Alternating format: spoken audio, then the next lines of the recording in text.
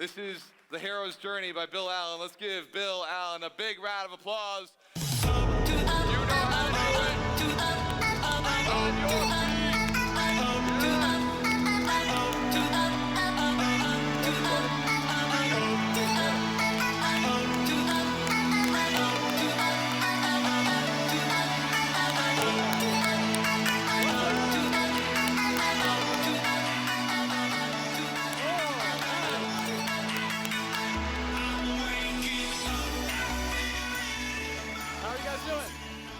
Thing on? Can you hear me? Okay, good. Russell had 5,000 people, but he didn't have flames.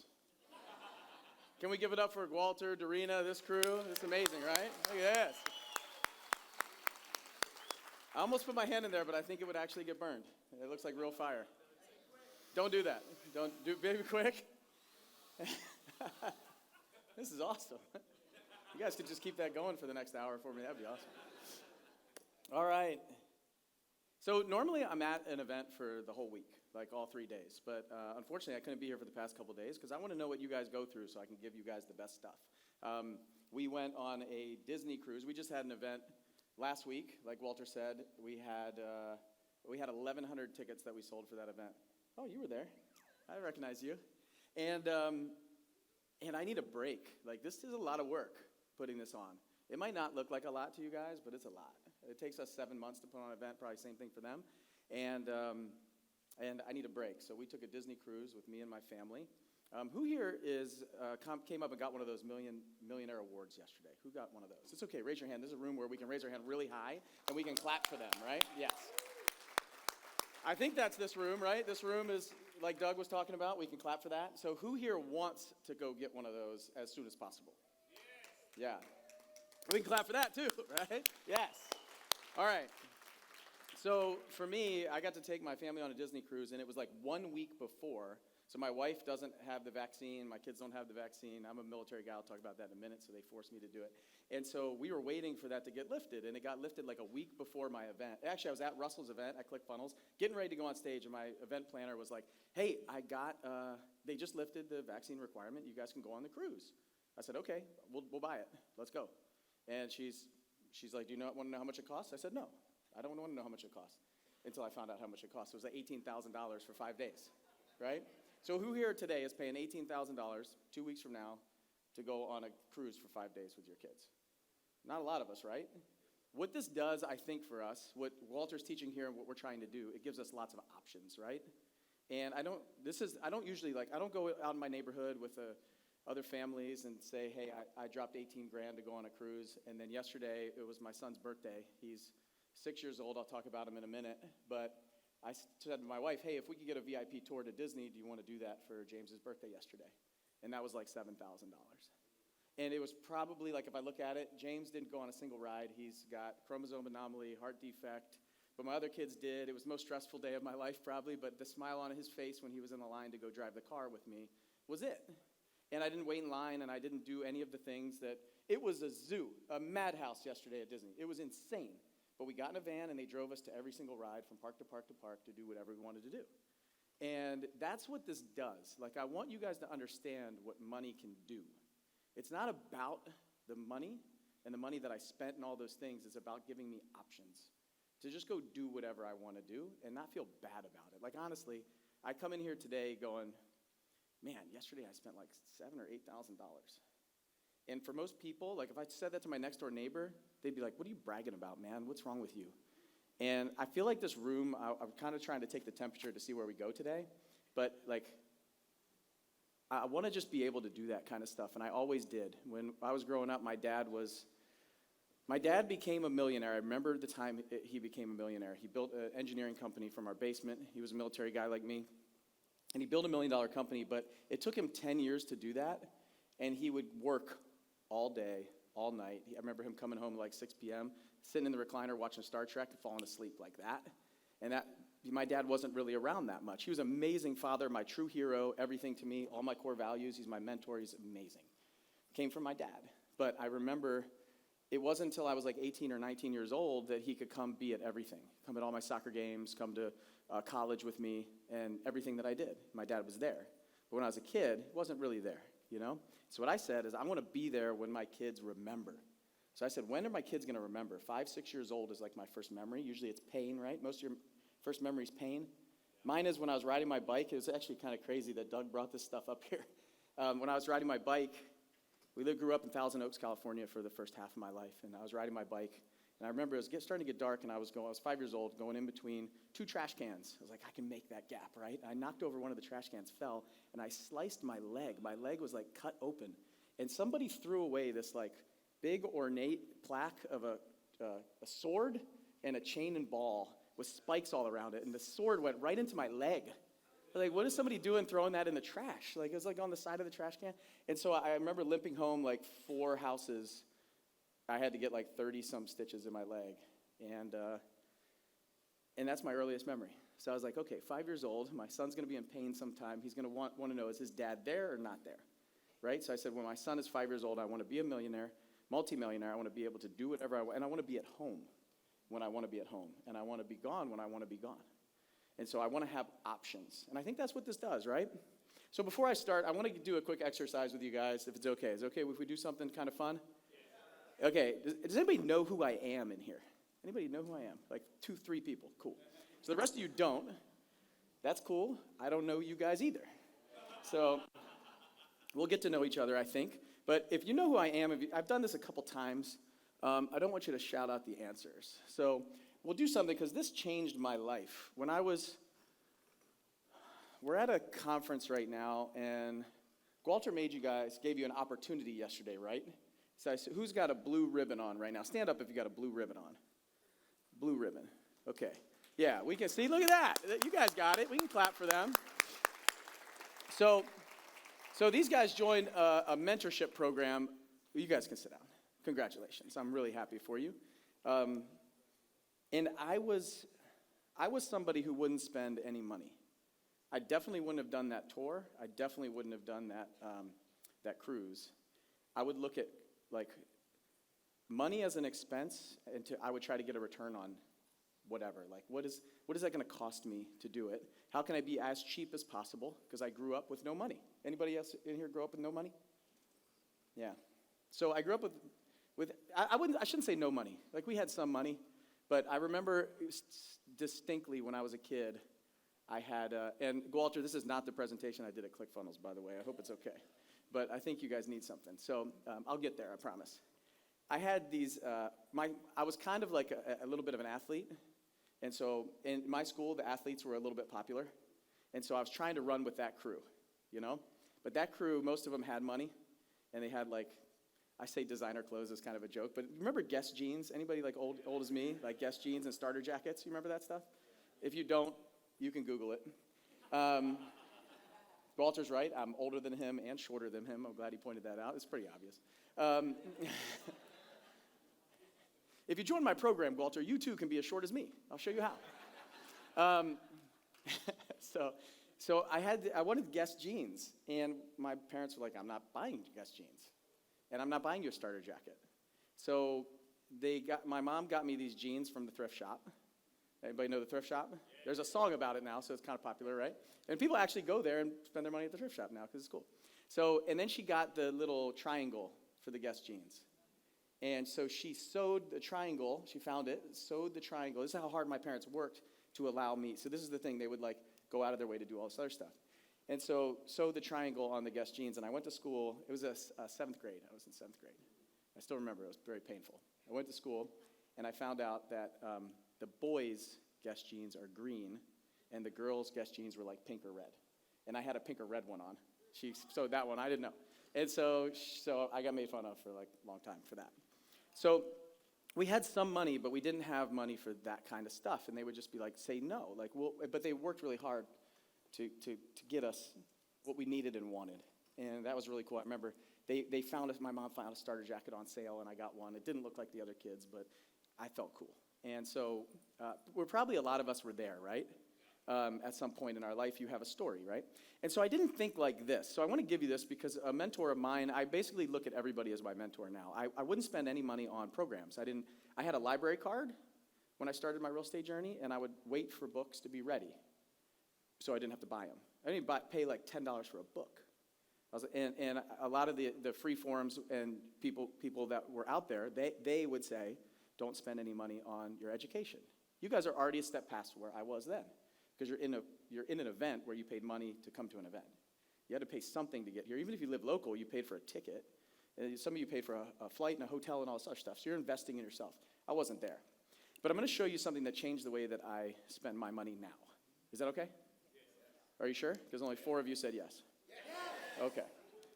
Okay, good. I thought they had you trained better than that. I could tell Doug had you guys set up. And high energy, high income, right? High energy, high income. So I have to work on that all the time. I'm a pretty low energy person, but I'm changing that on a regular basis. So what we have to do a couple things. And you probably saw this at my event, so don't give anybody the answers. And if any of you guys have seen this before, don't say any of the answers. So we're going to do a quick assumptions here. So I'm an engineer. I have an engineering background, mechanical engineer, undergrad from, you an engineer? Any other engineering nerds in here? Cool. We can do it too. I'm going to show you. You guys, you can do it. People are going to say you're too analytical. You can't do this. You overthink things all the time. It's garbage. Okay, we'll talk about that in a second. So I'm an engineer, mechanical engineering bachelor's degree from Georgia Tech. I have a master's degree from the Air Force Institute of Technology in aeronautical engineering. I went to test pilot school for the Navy. They paid $1.6 million for me to go to England to be a test pilot. There's less test pilots than there are brain surgeons in the world right now. So from the big 4 test pilot schools, and I went to one of them. And I only tell you that to tell you that I'm somewhat intelligent human being, because we're going to need that as an assumption. Okay? Does anybody here know how to make a pizza? A really good pizza? Okay, raise your hand. I need somebody. Okay, does anybody make a really good pizza who's willing to participate with me? Raise your hand. Come on. No, raise your hand. No, I don't want one of these VIP guys. Okay, you sir, in the hat here? Okay. Okay, can you come up here? It doesn't even really have to be that good, because, what's your name, Eric? Yes. Eric, I'm Bill. Hi. Nice to meet you. Come on up. You're in the military? I was. What'd you do? Signalman. Navy. Yeah. Okay, awesome. I was in the Navy too. Actually, I still am. Can I use one of these? I didn't prepare the team for this, so just flip the switch. Okay, let's see if that works. I don't know what number it is. He's probably going to make them all hot. Let's see if it works. Mic check. Yeah. 1, 2. That sounded pretty good. Can you do something else on this stage? You sing or? I mean, I can recite a little poetry for you if you want to. Okay, what do you got? All right, here we go. This is something I wrote actually probably about 10, I don't know how many years ago it was. Okay, here it is. The truth lies within. Appease her with pleasure. Please her beyond measure. The truth she claims she treasures is the truth of a different texture. The truth lies within. Listen to him speaks, but what he speaks often reeks. He goes on for weeks and for weeks, but what he speaks is the opposite of what he seeks. The truth lies within. Dig this. A kiss is just a kiss. I don't know, but here's a story you might not want to miss. The truth lies within. Boy meets girl of a different world, and here it is, again and again and again. So, here we go. All right. Beyond the whole sim salabim, love is a deeper thing from within. No hocus pocus and no jokers. Here it is. The truth lies within. But what it goes is proper action beyond preparation. I lost myself. Right. Proper action beyond prayer is where we go from here. So I say again and again, my friends, the truth lies within. All right, can we give it up for Eric? I actually forgot a couple of lines there, but, got right. stuck, so. That's good stuff, man. I love it. I got to go back and look at it. I just wrote it actually verbatim. I don't have it, but if I had it with me, I could have got more into it. But the thing is I went by memory. We'll talk about why you had to say all those other things during my presentation, okay? Gotcha. That was amazing. It was amazing, wasn't it? Maybe we should say, can you teach me how to do poetry instead of make a pizza? You can make a good pizza. Yeah, I can make a pizza. Okay, you can make a good pizza. Okay, it's good. I can't make a pizza. Let's assume that I can't make a pizza, okay? Do you think that Eric is an intelligent person? Okay, would you guys agree, at least only 3 of you knew who I was, which is cool. hopefully you all will when I leave here, that I'm a somewhat intelligent person. Okay, so can we also agree that one intelligent person can teach another intelligent person how to do something? Is that okay? And the guy who did this in front of me, his name's Myron Golden, okay? I really think it's important that anytime that you guys share something that somebody else gave to you, you give them credit for who it was, okay? Yeah. There's a lot of people that don't do that, and it drives me nuts. So Myron is amazing. He's an incredible speaker, absolutely incredible guy. So if we can agree that one intelligent person can teach another intelligent person how to do something, we can agree that you can teach me how to make a pizza, right? I'm Yes. intelligent. You're intelligent. You can teach me how to make a pizza. I'll be able to make a pizza, right? So what I want you guys to do is I want you to think about the most expensive thing in your life right now. What's the most expensive thing that you have right now? And just start throwing some out here. So maybe it's like a house payment. Like mortgage is usually like the most expensive thing that we have. So start throwing them out. Mortgage, what else you guys got? Taxes, children, yep, children. What else you got? Car payment, yeah, what else? Insurance, sure, insurance, life insurance, home insurance, whatever. What else? Come on, life insurance. What's that? Mastery program? Okay, let's put that one at the top. Mastery program. We'll get your name later. We got insurance. We got kids. We got house. What else? Somebody said taxes. What else? What? Car. Oh, yeah, somebody said car. Thank you. Hobby.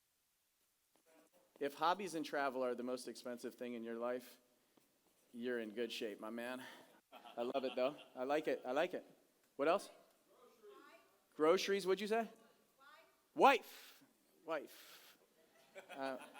I was waiting for somebody to say that. I usually give him a hard time. Eric, digging himself deeper. Is your wife here, Eric? No, she's not. Okay. He said, better put that on the top. Okay. You better be happy she's not here. We'll send her the recording when we get done. Groceries are here. Dang, you guys must eat a lot. Eat a lot. Rent, most people say rent. Everybody here owns their house. Good stuff, good stuff. What else? Masterminds, mastery, masterminds. Masterminds are the most expensive thing. Okay. I'm in a group right now that costs $250,000 a year. So I'm in a mastermind group, costs $250,000 a year. It's pretty expensive, right? It probably is one of the most expensive things if you think of it that way. But it's a wrong way of thinking. We'll talk about that in a second. So all these things we talked about. So Myron did this thing where it's like two most expensive things in your life. I thought it was amazing. And so the second is really what most people think is the first, and it's this right here. So taxes. So there's a lot of taxes that are out there, right? They tax you when you buy it, sales tax. They tax you when you earn it, income tax. They tax you when you sell it, capital gains tax. They tax you when you die, actually. It's called death tax. They tax you all over. It's usually over 50% of whatever you bring in, not just your earnings. Anybody file late taxes October 15th? Well, really like October 17th this year, which is kind of nice. So I just signed that when I was on the cruise, and I looked at it, and I was like, holy crap. Like 3 years ago, I paid about $150,000 in taxes, maybe 4 years ago, and that hurt pretty bad. And I said, I'm never paying taxes again. I'm going to figure out how to do this. And so I started getting into multifamily investments. You guys probably heard about that over the past couple days. I make a lot of money. I make a couple $1 million a year of active income. And so I've been able to not pay tax the past couple years. And then this year, I got hit with $140,000 in taxes. And I said, something's wrong here. And so when I got back off the cruise, I signed it. I sent it in. I needed to. It was done. They got it done on Friday or Saturday, I think Saturday of the weekend. And on Monday, I just signed it and sent it in. And I went looking through it. My taxes are 227 pages long. And I looked at every single page, and I found a K-1 that's messed up. It showed me $1 million of income on a K-1. That should have been $300,000. And so I went back to, so I'm probably going to pay a little bit of tax this year, but not I was like $160,000 because I paid $23K in. So, but after 2022, I bought an airplane this year. I got $3 million tax write-off. And so I'm taking that to the bank for the next couple of years. So taxes, most people think are the number one. They're really not. And this is what Myron showed me that changed my life. And a lot of the decisions that I make now, for the other one that you guys wrote down, like mastery and my mastermind, my $250,000 a year mastermind. And we probably spend about 400 grand a year. I have mastermind groups for all of my staff. We have 30 team members on my team. This thing's kind of cutting in and out. 30 team members. I have an event mastermind that one of my event team's in. I have a membership mastermind that my membership team is in. I have a sales mastermind that my sales team is in. And so everybody, even inside my company, we drink the Kool-Aid ourselves. I run masterminds, but we spend a lot of money on our education. So this is what it was. I was not buying books, not spending any money, and I heard this, and I was like, I got to change the way that I think. So if you can teach me how to make a pizza, and you're intelligent, and I'm intelligent, do you think that Walter, his team, and everybody here that has shown you over the past couple days, that they could show you how to make $1 million? Definitely. What do you guys think? Do you guys think that they can show you how to make $1 million? Yes. Yeah. Who here thinks that they can show you how to make $1 million? Raise your hand. Okay, that's just about all the room. But what's interesting is I don't think all of you believe that, like truly believe it. Because if you truly believed it, you would understand the most expensive thing in your life right now. So if they can show you how to make $1 million, and I'm going to put you on the spot here. Hopefully you're willing to participate with me and play all out. And this is a safe room, right? Safe room. How much money did you make last year? 35,000. Everything. Investments, income, everything. Yeah, about 35,000. $35,000. Yeah. Okay. $35,000. I'm not going to ask you to do public math. I'll do it. I think. So this is $965,000.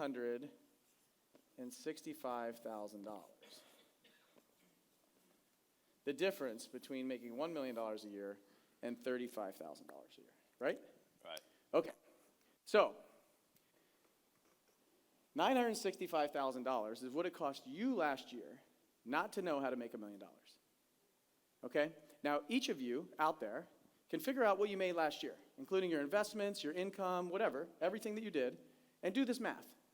And then if you know somebody who can teach you how to make $1 million, last year, Eric, you paid life $965,000 not to know how to make $1 million. That's how much it cost you. So my question that I ask everybody out there is how much longer are you going to go paying this to life to not know how to make $1 million a year? Do you understand the weight of this? This is the most expensive thing in your life. And what you're looking at is a $10,000 program or a $25,000 program or whatever it is, or a book or a course or an event, and you're saying, I'm going to pay this to life so I don't have to pay the $10,000.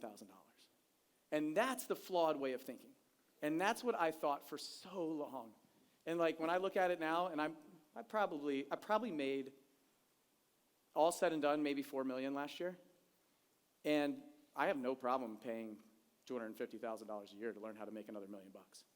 And all it is to me is an investment in myself because my belief has shifted in myself. Right now, you might not believe, like truly believe. You guys all raised your hand. If you believe that, you would have a blue lanyard on at this point in the event. So what I want to do, let's give it up to Eric here. Thank you.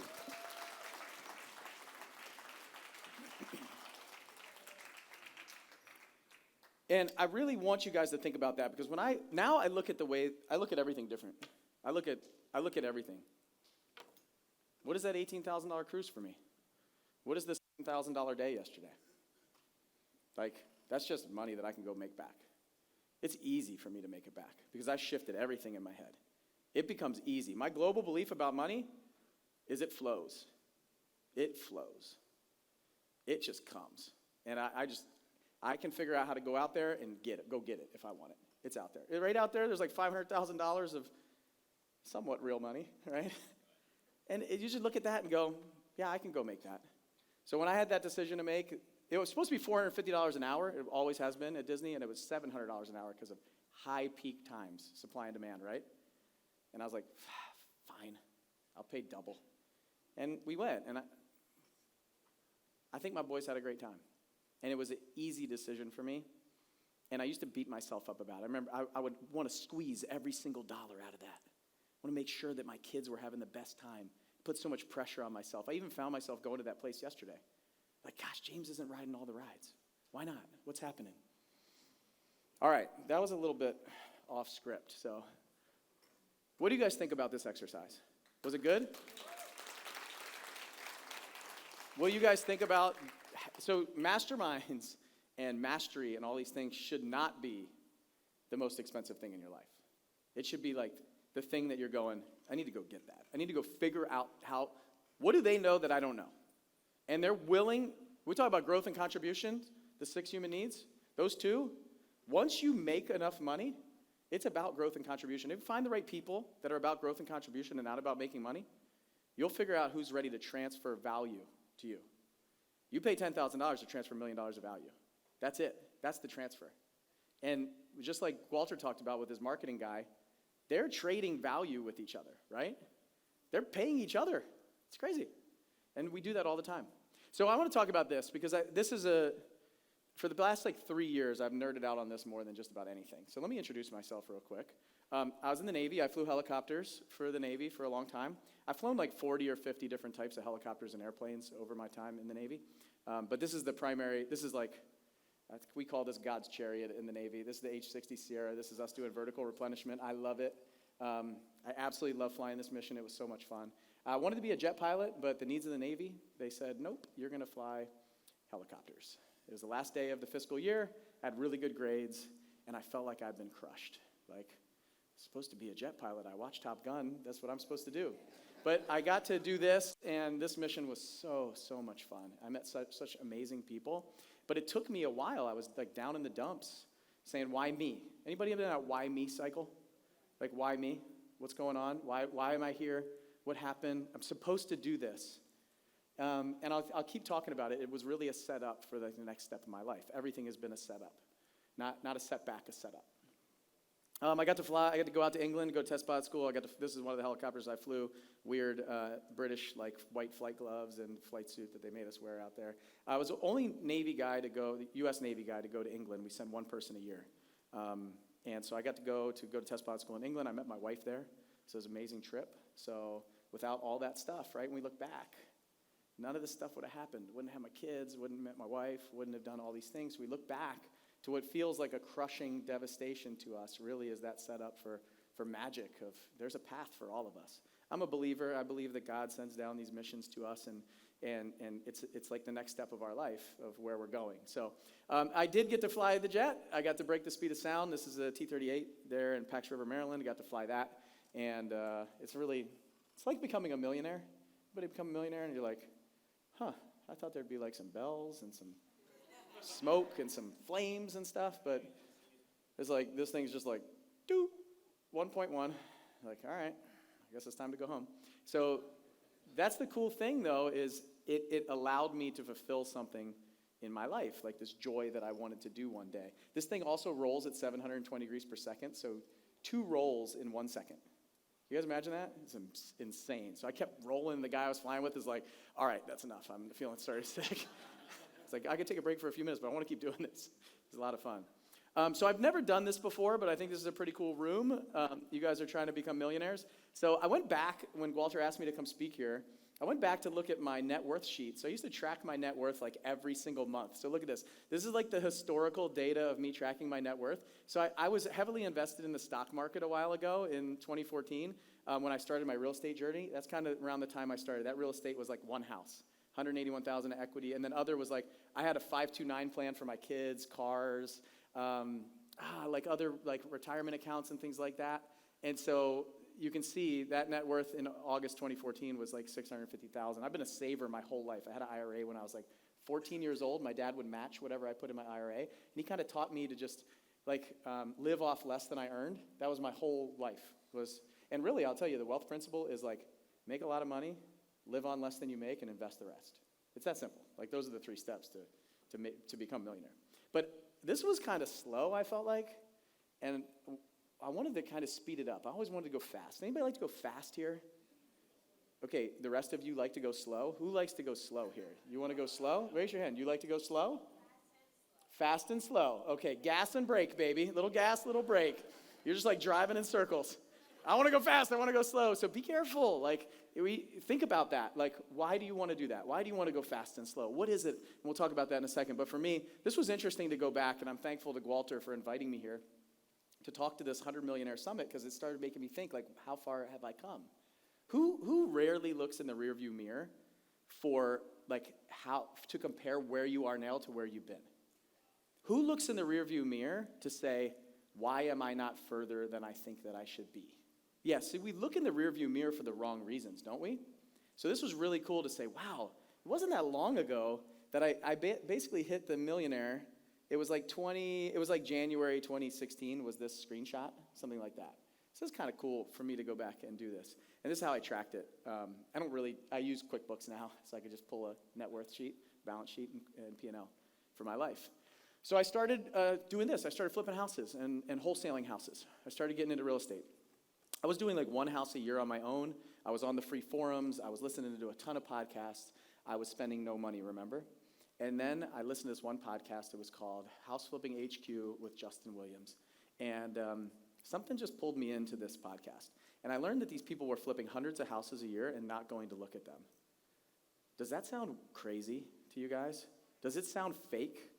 Does it sound like it's not possible? This guy was flipping 150 houses, and he said he can't even screw in a light bulb at the house. Like, he has no skills. And I was like, this guy's lying. He's lying. And then I started listening to more, and I was like, he's definitely lying. And then I was like, I don't know, maybe this is possible. It started to be like that gas and brake. I was that gas and brake. I was like, oh, wait, maybe it's, no, he's lying. Something's happening. So he just kind of kept chipping away at me. I kept listening, and then he brought on like his assistant. She sounded like she knew what she was doing, and so he probably didn't have to. And all this stuff started happening, and I was like, you know what? What if I just said yes? What if I said, maybe this works? And I did. I joined his mastermind program. I paid $25,000. I'm skipping over a lot of the story right here. It was not that easy. I looked at it as like an Acura. It was like a Honda Civic. I was buying a Honda Civic, but instead of getting the car, I got this one-year thing that I'd have to go travel to and do all this other stuff. But these people said they were making $1 million in 1 year. And I said, I've never heard of that before in my life. I was hanging around with people who said $150,000, $120,000 a year is an amazing income per year. And I'm looking at my net worth statement just going up slowly. And I was like, I could do that in a year. It's taken me since I was 12 to get to this $1 million. What am I doing? What do they know that I don't know? So I started doing this. I joined the program. I flipped 67 houses the first year. It was actually 12 flips, and the rest were wholesale deals. We did about $700,000 in income. It was me and 3 other people. That's it. I made about $500,000 that year on top of my military salary. And I was like, holy crap, this works. This guy's not lying. And by the way, when I met him, he cannot screw in a light bulb. It's true. And he was flipping 150 houses a year, and he does have a lot of money. It's true. I met him, totally down-to-earth guy. Probably looks like me without the fancy sneakers. And just T-shirt, shorts, flip-flops. Awesome guy. And we did 135 houses a year after that. We did 187 a year after that. We did about 200 houses a year. We're doing like $3.5 million a year while I was still flying for the Navy full-time. So I built a team around me behind the scenes. And then this started happening. I give you this one. This is the net worth sheet. So this is actually how I calculated it. So if you want to see how I did it on Excel, it's just those are houses. I bought an airplane. You can see the airplane was worth $200,000. There's a couple cars. I had a town and country minivan, $22,000. My Acura was worth $17,000. So this is my life at the time, right? I don't have fancy cars, and I did have an airplane, but I was a pilot. And I used that airplane to get down to Pensacola because I was still flying for the Navy, but I was living in Tennessee because my son needed heart surgery. And so I bought the airplane for me because it was for me to get down there in an hour and a half or 2 hours instead of 6-hour drive. And I could be home for breakfast on Monday morning and then go down there and work Monday, Tuesday, Wednesday, Thursday, Friday, and I could fly back and be home to pick up my kids and go to dinner on Friday night at our Mexican restaurant that we go to every day. Instead of being gone for 6 days, I was really gone for 4. And so that gave me speed, right? And then you can see, I had a 529 for my kids, ridiculous. There's my life insurance policies and my 401k and my IRA and I was doing a lot of hard money loans at the time. So people I was doing loans to down there. So $2 million there. So this is in 2019, so added an extra $1 million from 16 to 19. So that's pretty good. This is kind of it. You can see I started tracking it a lot less, but right there around early 2019, we're just over $2 million. And so I forget what the next slide is. Okay, so from there, it went to this year, probably $20 million in net worth. So do you see what the hockey stick looks like? once you hit that million, your belief changes. And that's what I love what Walter's doing here is like your belief changes. When belief change, anything's possible. Like seriously, I could get to 100 million if I wanted to. It won't be that long. It'll be like a couple more years. It becomes exponential. It's not linear. And your growth is not linear either. Once you break through and make a decision and act, nothing's linear. It becomes exponential. So then this company that I joined the mastermind program, paid $25,000. I was a student for a couple years, became a coach. I became the COO of the guy's company, and then I bought the guy's company from him. So I bought Justin Williams' company from him. So a seven-figure flipping company. I'm like the hair club for men guy. I'm like a client, but I'm also the president. It's kind of like what I tell people. So there's starter jacket people and the Guess jeans people are also laughing right now at that joke. The rest of you don't know, you can Google that too. It was a cool commercial when I was a kid, and I remember it like it was yesterday. So I bought this company. I changed everything. We have all these different programs, Runway, Altitude. We have a multifamily program, 8-figure entrepreneur, where I work directly with those folks. And that's what I do now. I spend like almost all my time in my mastermind company, 7-figure flipping, doing the podcast, YouTube channel, like all that stuff, speaking and traveling and putting on cool events. This is my family on our best day. This is my wife, my 3 little boys. The one my wife's holding is James. He's our special needs boy. The other one's Lucas and my son Will. So they're 8, 6, and 4 now. So Lucas is almost 5. So it's probably 2 years ago. Then this is my son James. He's had 5 open heart surgeries, 3 heart catheters. The first 6 months he was alive, he had 4 open heart surgeries. We spent the majority of the first 6 months in the hospital with him. But that's him at our farm. We bought a farm about 2 years ago. So he's got chickens. We sell blueberries. We did a farmer's market. This is what our farm looks like. It's really amazing. We feed 60 families now in a CSA. We've been doing it for about a year and a half. Yeah, cool. So I lost $130,000 on that farm last year. But I gained like so much for my soul. So money a lot of times is just not about how much we make. We'll eventually make money, and I think we'll start teaching people how to do this and make $50,000 to $100,000 because farmers don't make any money, and 1% of the population feeds the other 99 right now, which is scary to me. So here's what I want to talk about actually. So we'll get to the meat, even though I'm like almost all the way through my time with you.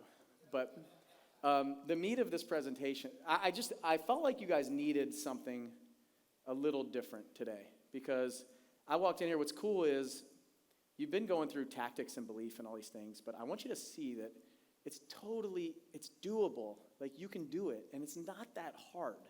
You just have to find someone who's already done it and is willing to show you how to do it. It's that simple. It really is. And it took me like 3 years to just accept that. You know, and I don't want you to take 3 years. You might have been searching for 3 years, 5 years, 10 years now. And I don't want you to keep going down that path.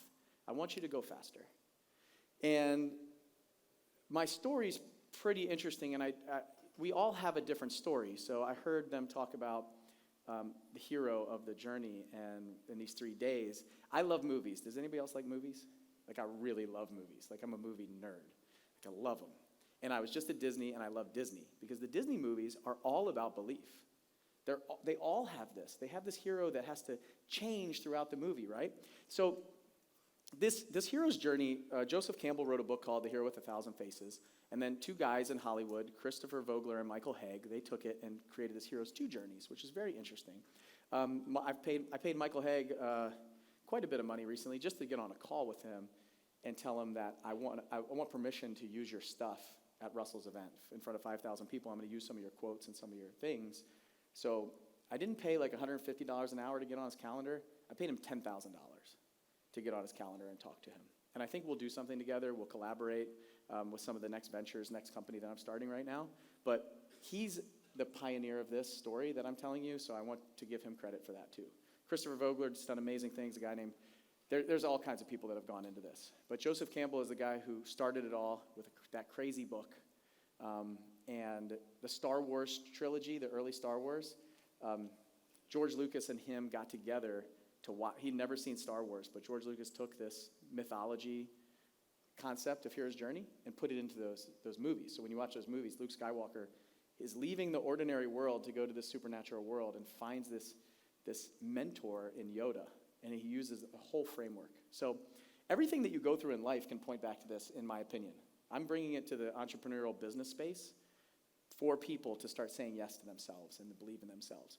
So you left your ordinary world. Your ordinary world is a place where people probably don't think that you're normal.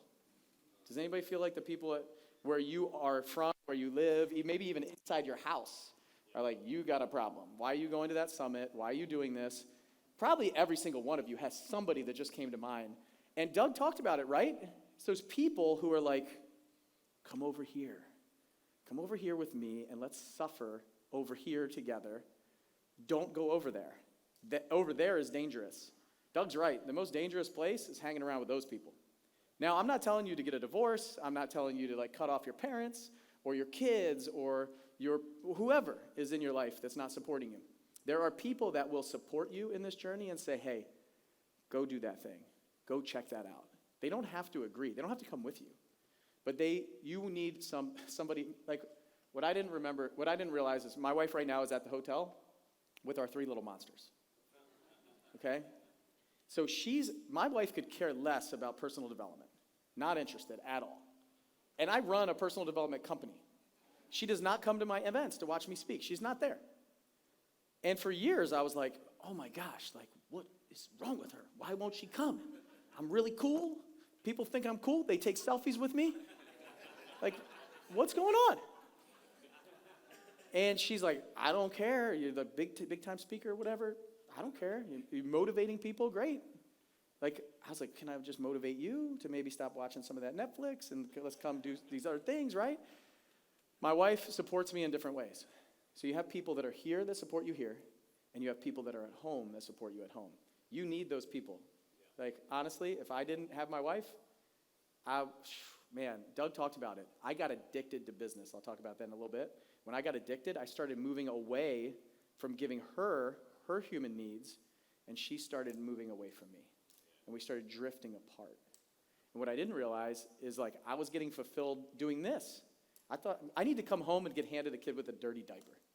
You guys need that too. You need to get knocked down a little bit to get back to reality. Hey, I'm not really that cool. You know? So that's what happened. So you leave, this ordinary world is that. But you get this calling. Does anybody feel like they have a calling right now? Like there's something more out there for you. Do you? Raise your hand if you do. Yes. I love that. You all do. And there's some tap on your shoulder and you're saying like, go do that thing. Go there. Just like Luke is starting to feel this force. And what Michael Haig says is either a longing or a need. So it's something inside the hero. By the way, you're all the hero of the story, whether you believe it or not. You're your own hero, and you look through your own lens, your hero lens, at life and this journey that you're on. So inside of that, you have this calling, this longing, this thing that's happening, but initially you refuse the call. And it might have happened here. It might have happened on your way here. You're like, I'm going to go get that ticket to that summit. Wait a second. No, I'm not. I got to do this. Who's going to be there? How many people are they going to have there? What are they going to have coffee? Who's going to feed my dog? Who's going to watch my kids? My wife's not going to support me. My husband's not going to support me. Somebody's going to make fun of me. I'm going to be where 5 people are telling me not to go because they're going to sell me something. Right? Did that happen to anybody here? Where you're like, you got on the website, and then you bounced off of it. And then over a couple days, you start saying, but what if? And that's what I wasn't asking myself. What if it works? Right? We always say, what if it doesn't work? It's not going to work. That won't work for me. And so what happens is inside of us, we have this thing. It's called our identity. Right? I was back there looking at these things on the wall, and there says, I am something. I am I am. These I am statements create our identity, right? So I talked about my past. I talked about the Guess jeans. I talked about my injury, my cut, all these things in my life. So our identity is created by our past. So your past has got something. You've got some place you grew up. A lot of people I said, hey, who didn't have a lot of money growing up? A lot of you raise your hands. Who had something in their past that was even worse? Who got beat when they were a kid? Who was sexually assaulted? Whatever happened? Who had a bad breakup? Who got cheated on? Whatever happened in our life, we tried something and it didn't work. I joined a program before and it didn't work for me. All these things, right? Our past kind of builds up. And we have what's called a wound. So Michael Haig says these wound, and he defined it as an unhealed source of continuing pain. So we have an unhealed source of continuing pain that's going on from our past that creates this identity. And what it does is this fear starts coming in. It starts creeping in. I can't, I won't, I'm not good enough. These things from our past, right? And this wound is what builds up an identity. And this is why you drive what you drive. This is why you live where you live. This is why you say what you say. This is why you think what you think. And the decisions that you make are based on that. And a lot of us are building that decision-making tree improperly. And so now we create this identity, this wound. The good thing in identity is it protects us from pain. Okay? So your identity protects you from pain. Saying no to all these things is protection for you from pain. Because we see risk and we see fear. Now, we have some longing, we have some need, we have this calling, we want to do this thing, but we're stepping back and saying, I can't do that because of our identity, right? And really, we could just do it, right? Would you agree? Like the thing that you're like holding back from, you could just go do right now. If you just went and did it, right? Oh, just go do it. But you don't have the courage yet, right? You don't have that courage built up yet. The fear is too strong. The identity is too strong. A lot of times we're afraid to step out from the exactly what Doug was talking about, from the certainty to the uncertainty, from the known to the unknown. Because if we really wanted to do it, we would just go do it. Just quit your job, go do the thing you want to do, just go do it. We don't have the courage. So how do we get the courage? We got this identity that's holding us back. We're looking for the courage. So here, we refuse the call. We meet somebody at some point who has already done what we want to do and is willing to show us how to do it. So we meet some sort of mentor. And sometimes it looks like a paid program. Sometimes it just looks like somebody in our life. It looks all different faces, right? Sometimes it's Yoda. Sometimes it's Donkey from Shrek. Sometimes it's Maui from Moana, if you want to use the Disney stuff. Like, every single one of these stories has what Michael Haig calls a reflection character. Somebody who looks at you and says, that's not you. That's just not you. Donkey said it all the time. It's not you, Shrek. What are you doing? Come on, Shrek. Let's go. Talk to the princess. You know? All that stuff. Yoda would keep creeping in when he's doubting himself, right? Luke Skywalker's doubting himself. Yoda would come back in. Usually like an image or something, he'd come in. And so you fall into this supernatural world. You cross the threshold. You guys are here right now. This is the supernatural world. Everybody here, right? You're like, oh my gosh, these are my people. This feels good. It feels normal. It feels great. Like, I want to be around these people. I don't even want to go back to my ordinary world because today or tomorrow, you got to go back. And they're going to be like, what'd you learn? How was it? It's crap. Oh, they got a $10,000 program? Don't do that. The people here are like, you doing it? I'm doing it. Let's go. Yeah. All those blue people stood up, the blue labels. I'm in. Let's go. And you got to go back to that ordinary world too. But with you with the blue on, you got this crew right here to ride with for the next year. You can come back to the supernatural world on a regular basis. That's why the mastermind calls are so important. All these things are so important. And you get tests and trials along the way. Tests and challenges. I had a mentor of mine that helps me with my events. And she said, Bill, I was going to do this 3-day event for veterans. We did it. And I was like, I'm not selling anything at this event. She's like, Bill, what's wrong with you? You can't do that. I said, what are you talking about? I can't do that. I want to do an event where I don't sell anything. She's like, why would you do that? I said, well, because people don't want to be sold stuff. She's like, do they want to change their lives? I was like, yeah. She goes, you know what the biggest disservice that you can possibly do to them? Bring them to an event for 3 days, change their mindset, change their belief, and then leave and turn your back on them for the next year until they come back to the next event. And I was like, holy crap, you're right. Okay, what should I sell? And it's support. We sell support for the next year in this supernatural world. So you get these tests and trials and challenges that are along the way, right? And you need that accountability. You need to come back to those people. You need to come back to that supernatural world. Because if you let the ordinary world keep feeding you that crap, that garbage, you're just going to fall back into where you were. You're going to get real jacked up from this. You'll be able to kick the door down on your way out. And you're going to go back to the last year, the last 2 years, fall back into that identity, this I'm not good enough, this I can't stuff. And so along that way, what happens is we start killing off these old patterns. We start killing off this old identity. We start stepping into these wounds and saying, that's not me. And you find a reflection character that says, that's not you. I know, I believe in you. Stop doubting yourself. Who here feels like there's somebody in their life right now that believes in you more than you believe in yourself? Yeah, I did too. But I'll tell you what, now I'm at a point where I only surround myself with people who are like that. That's the people that I have business talks with, I get advice from, I let pick me down when I'm up, I share vulnerably with my problems and struggles, because I got a lot of them. A lot of them. And I need those people around me, so they start killing off my old identity. And I start chipping away at it. They call it a character arc in Hollywood, an arc. It's not a light switch. I had a guy tell me one time, you can't read the label when you're inside the bottle.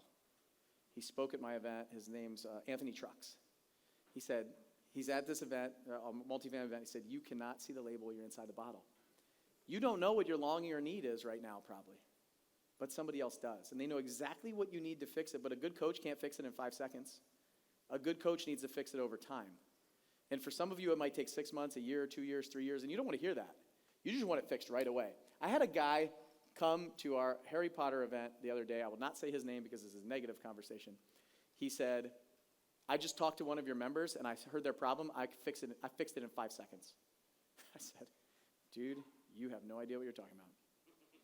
I don't know how long you think you've been coaching people, but you do not fix Tiger Woods' swing in 5 seconds. You don't. It takes years. Sometimes months, but it's up to them to fix it. You gave them advice. You did not walk with them up the mountain the whole time they needed to go up the mountain. You didn't. You gave them advice. And advice is everywhere. We are not starving for information. We're starving for support. We're starving for accountability. We are starving for people who will walk with us in true integrity and vulnerability along with us, right? So, these tests and challenges come up. We start chipping off our identity. Our old self, we start stepping into where we want to be, right? This longing, this need, it starts becoming real. And I'll tell you, there's the point of no return right in the middle. And this is where I try to get all of my clients to. The point of no return. A point where it's easier to keep going than it is to turn back. That's it. Once I got them there, you can get the rest of the way almost by yourself, right?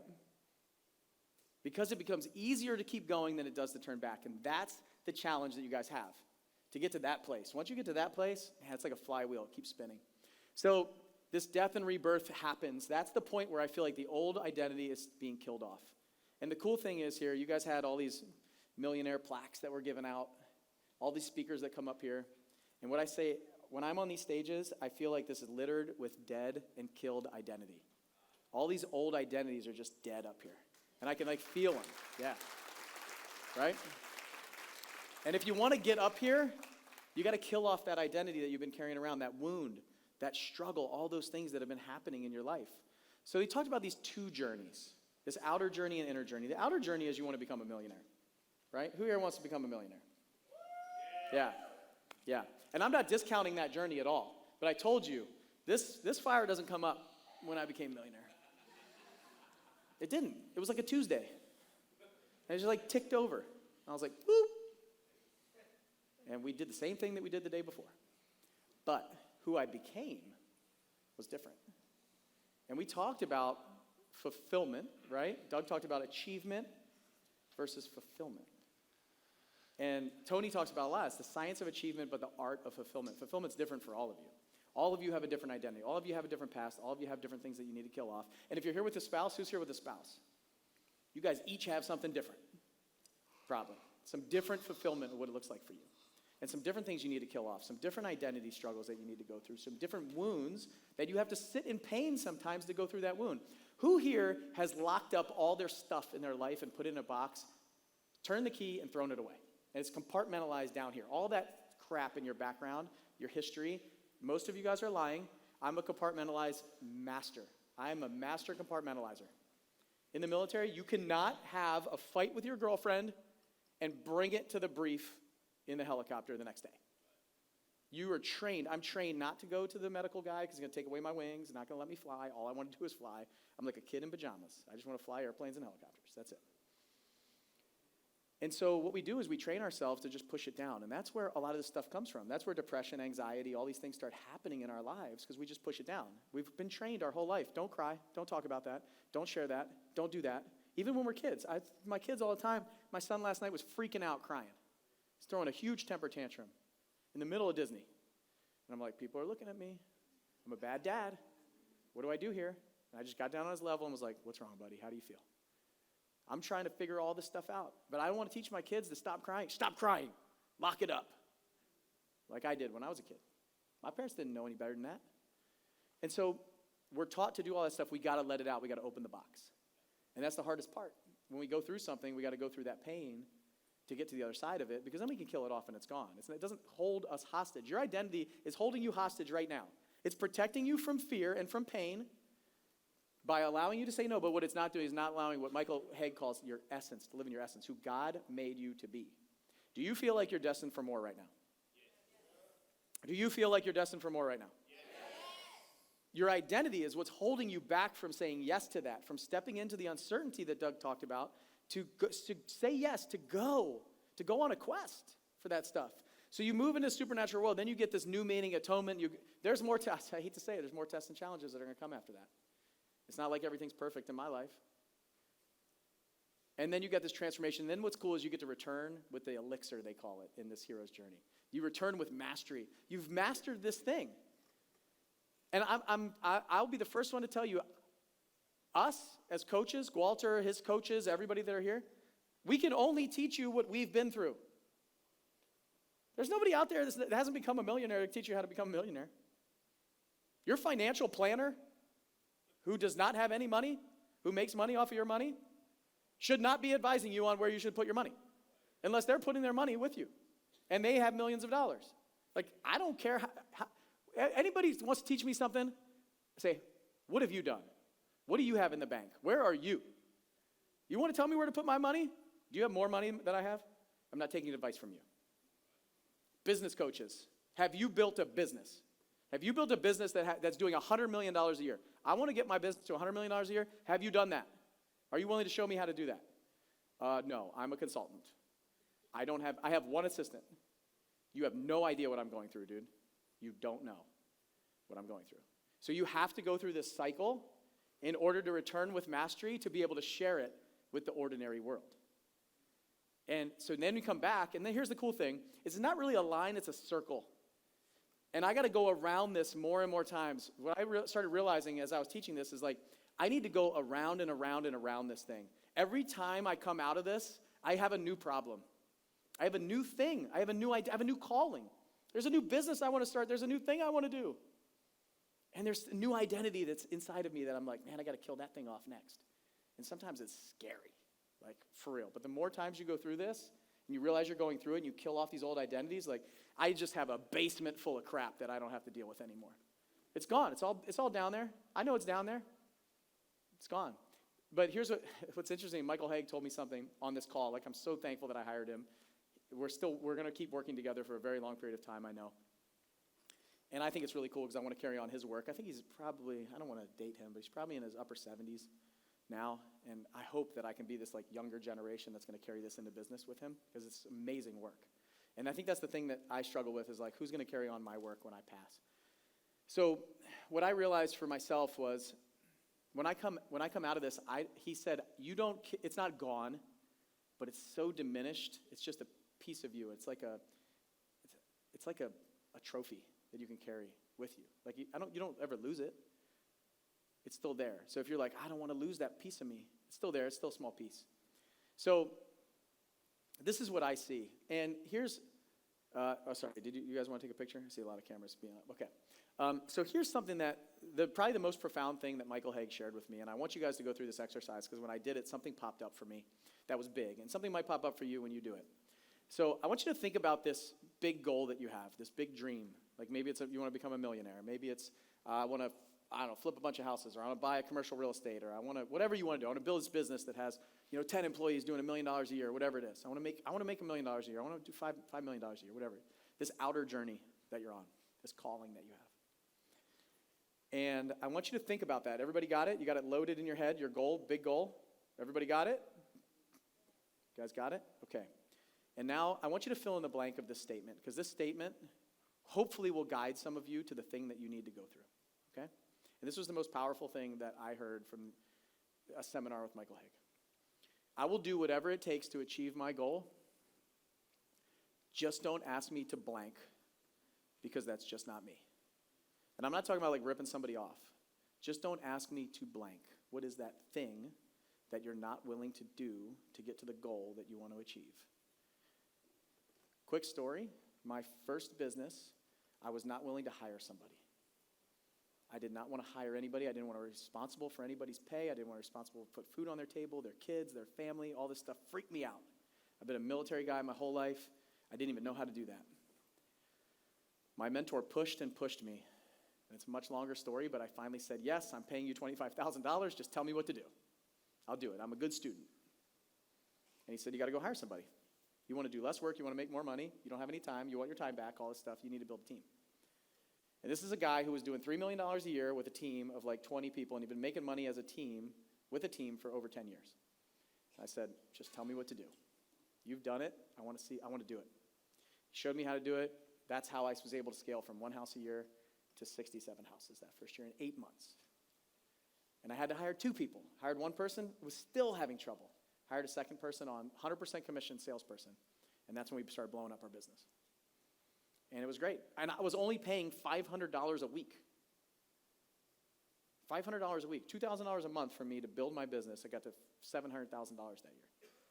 So for me, in my coaching program, it was this. I didn't want to speak on stage. I didn't want to be a presenter. I didn't want to be in front of the camera. I didn't want to do podcasts. I didn't want to do all that stuff. And I knew I had to learn how to do it. I hired somebody to help me speak. I just started learning, studying. And I had to get uncomfortable to do it. I had to kill off that old identity of the guy who wouldn't get on camera, wouldn't go in front, wouldn't run podcasts, didn't want to be the voice. I want to be the guy behind the scenes, turn the dials.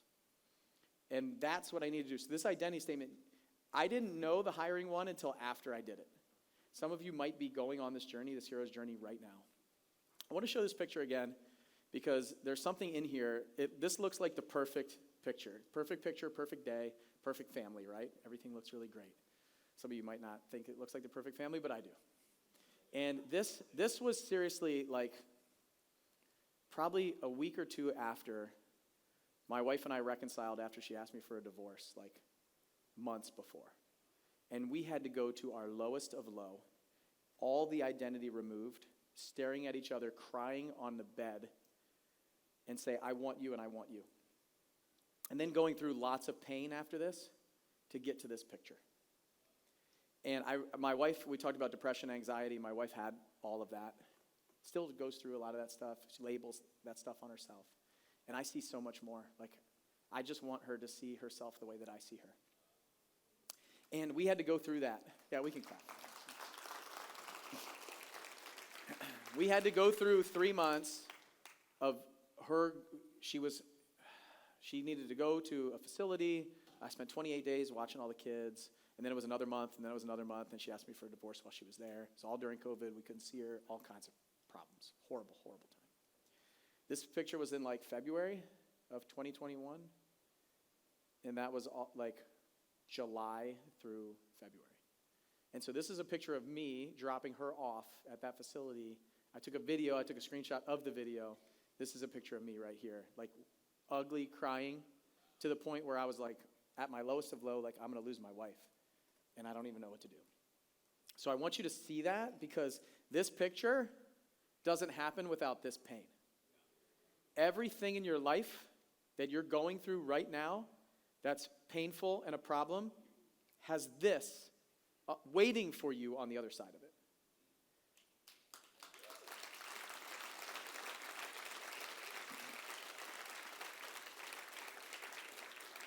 This is a picture that I showed you of my son at the farm, holding one of his favorite chickens. We have 100 chickens.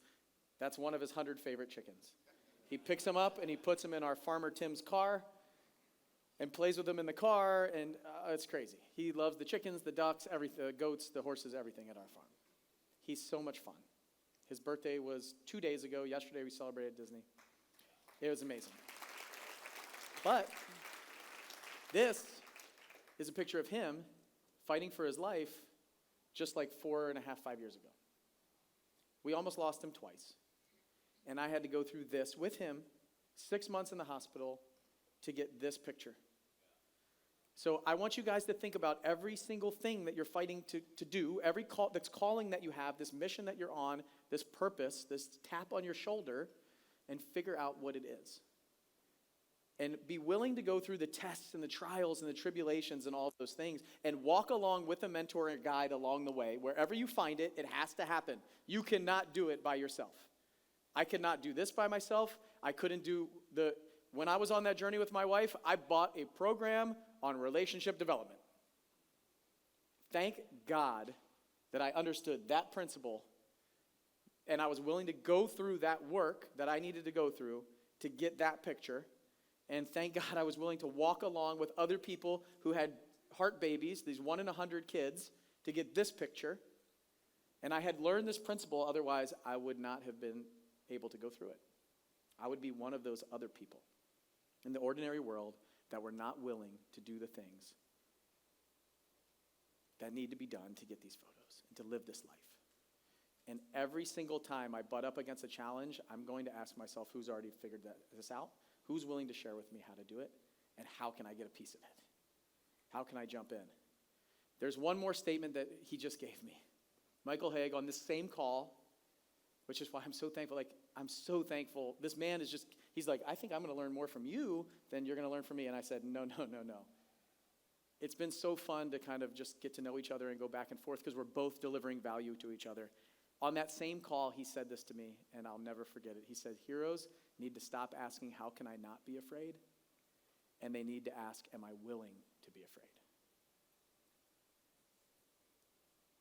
And that's where I want you guys to think about right now. You're saying, how can I not be fearful? How can I not step into this unknown? How can I make this landing softer? How can I avoid the test, the challenge, the tribulations, the pain, all that stuff that Bill just talked about? How can I avoid that?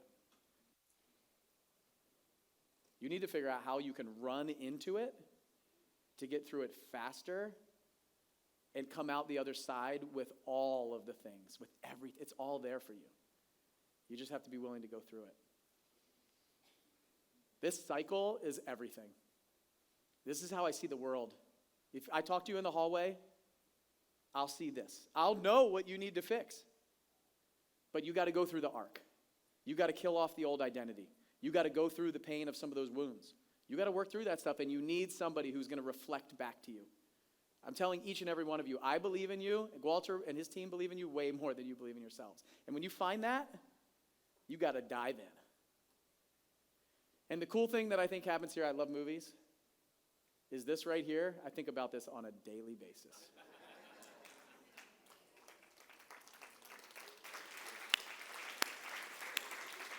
I love it when I can put up a slide and I don't even have to say anything. If you have not seen The Matrix, no joke, right now, Walter's got his 2 hands out. He's got a red pill and a blue pill. You guys in the blue lanyards can stand up one more time.